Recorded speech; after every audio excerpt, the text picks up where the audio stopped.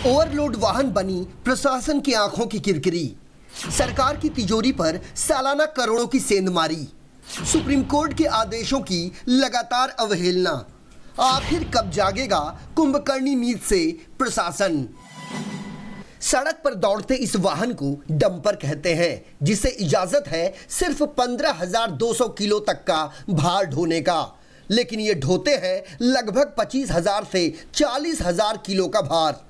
बात सिर्फ एक दिन या एक समय तक सीमित नहीं है, ये दौर चलता है प्रतिदिन, जिस पर ऐसा नहीं कि आरटीओ विभाग को इस बात की जानकारी नहीं है। ये खेल चलता है मिलीभगत से, दलालों और सरकारी अधिकारियों की साठगांठ से। इन 24 न्यूज के हाथ लगी महत्वपूर्ण जानकारी के अनुसार ओवरलोड हैवी वाहनों से प्रति वाहन 17,000 रुपए की दर से वसूली अपनी चरम पर है। भ्रष्टाचारियों को वरद हस्त प्राप्त है सरकारी महकमे के आला अधिकारियों का, जिसकी वजह से सरकार की तिजोरी में प्रतिवर्ष करोड़ों करोड़ों रुपए की सेंधमारी की जा रही है। विश्वस्त सूत्रों के मुताबिक नवी मुंबई से मुंबई की तरफ प्रतिदिन लगभग 4,000 से ज्यादा हैवी ट्रक रेत, बालू और सैंड क्रस्ट लेकर दौड़ते हैं, जिसमें 100% माल ओवरलोड होता है। एक आंकड़े के मुताबिक तकरीबन 6 करोड़ 80 लाख रुपए भ्रष्ट अधिकारियों की जेब में जाता है।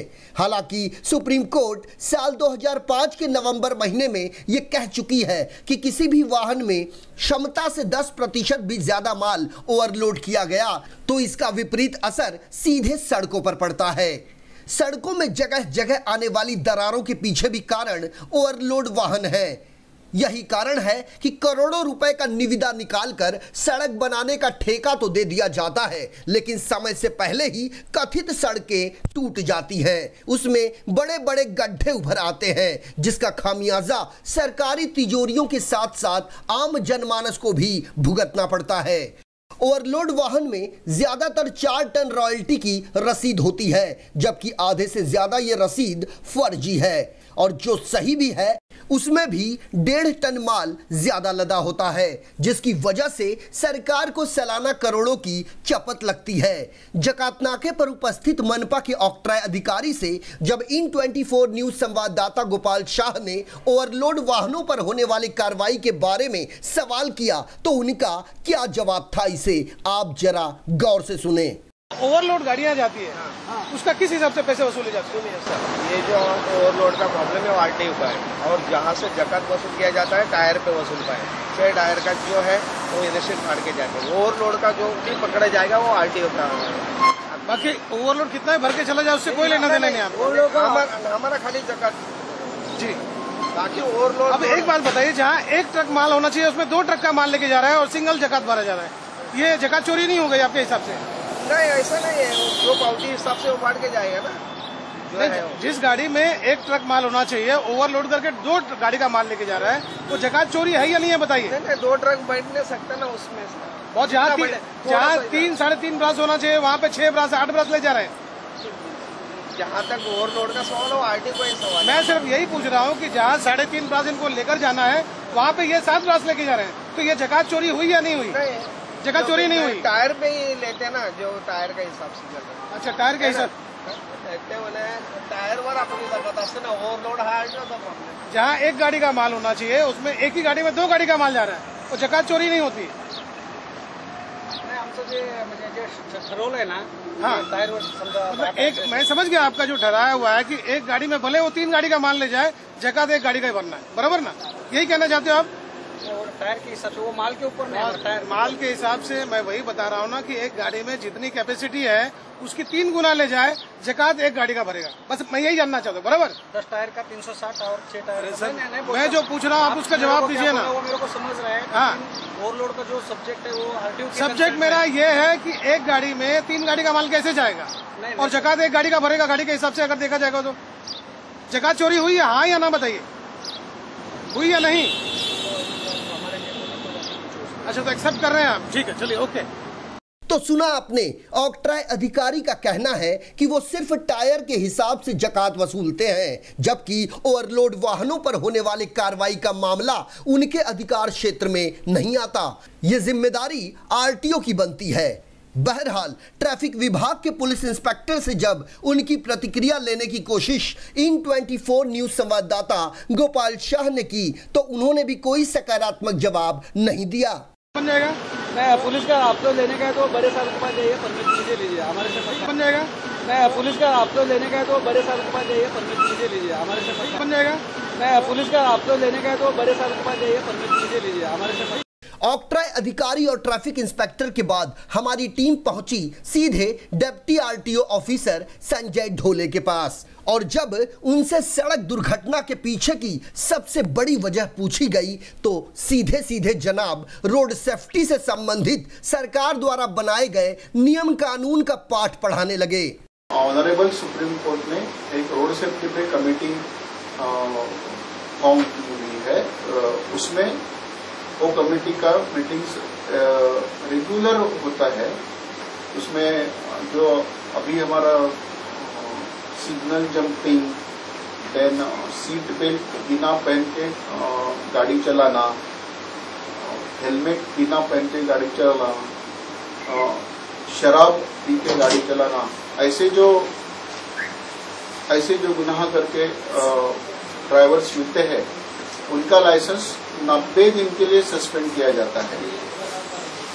90 दिन के लिए लाइसेंस सस्पेंड करने में अगर ट्रैफिक ब्रांच को, जो हमारी ट्रैफिक ब्रांच है साथ में, हमारे साथ में जो एनफोर्समेंट करते हैं, उनको हमारा यह निवेदन है कि जो ऐसे ऑफेंस करते हैं लोग उनके लाइसेंस को जब्त करें और आरटीओ के पास भेजे। खाली नंबर्स भेजे जाते हैं, नंबर्स पे लाइसेंस सस्पेंड भी किए जाते हैं।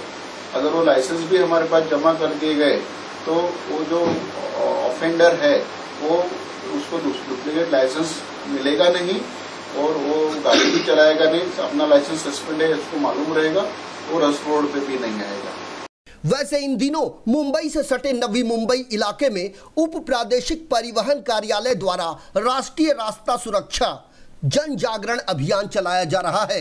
इसी के संदर्भ में डिप्टी आरटीओ साहब जानकारी दे रहे थे, लेकिन जब ओवरलोड वाहनों पर की जाने वाली कार्रवाई के बारे में उनसे पूछा गया तो साहब सीधे सीधे कन्नी काट गए।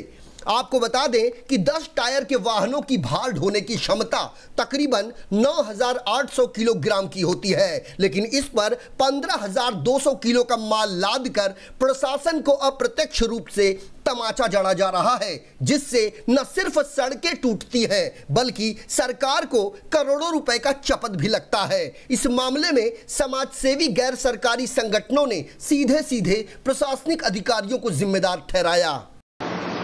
ओव्हरलोड वाहतूक जी या संदर्भात आता चालू झालेली आहे। ओव्हरलोड वाहतूक म्हणजे अधिक भार, म्हणजे जो शासनाने नियम जो केलेला आहे की एवढी 4 टन किंवा 25 टनच्या हिशोबाने गाडी आपण भरावी, हा नियम आहे, सुप्रीम कोर्टाचा आदेश आहे। मात्र या आदेशाला डावलून प्रधान मालक, आरटीओ अधिकारी, एजंट यांच्या संगनमताने हे डंपर आणि गडी येथील जे वाहून नेतात हे अतिशय म्हणजे ओव्हरलोड वाहतूक करत असल्यामुळे अनेकदा रस्ते खराब होत आहेत, अपघात होत आहेत। या अपघातामध्ये आज अनेक निरपराध लोकांचे बळी जात आहेत। याच्यामुळे याच्यावर कुठेतरी अंकुश लागणं गरजेचं आहे। यासाठी महाराजा प्रतिष्ठानने Andheri RTO, Vashi RTO, Wadala RTO, ताडदेव आरटीओ आणि आपल्या राज्याचे परिवहन मंत्री दिवाकर रावते साहेब यांना लेखी निवेदन त्यांच्या कार्यालयामध्ये जाऊन दिलेले आहे।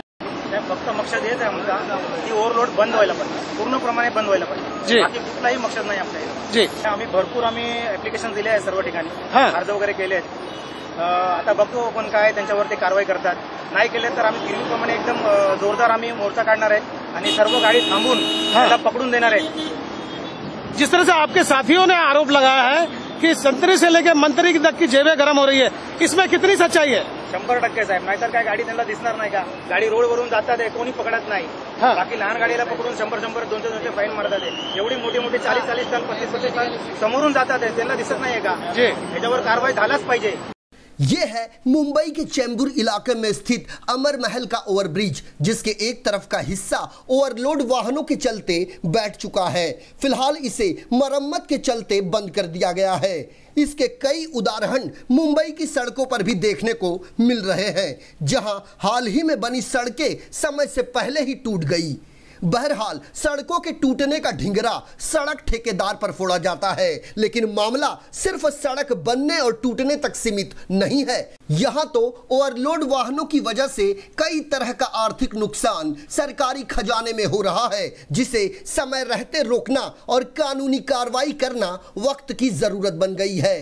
एक तरफ सूबे के मुख्यमंत्री देवेंद्र फडणवीस द्वारा किसानों की कर्ज माफी की घोषणा के बाद सरकार पर तकरीबन 34,000 करोड़ का बोझा चढ़ गया है, तो वहीं दूसरी तरफ प्रशासनिक अधिकारी अपना काम बनता भाड़ में जाए जनता की तर्ज पर अपनी जेब गर्म कर रहे हैं।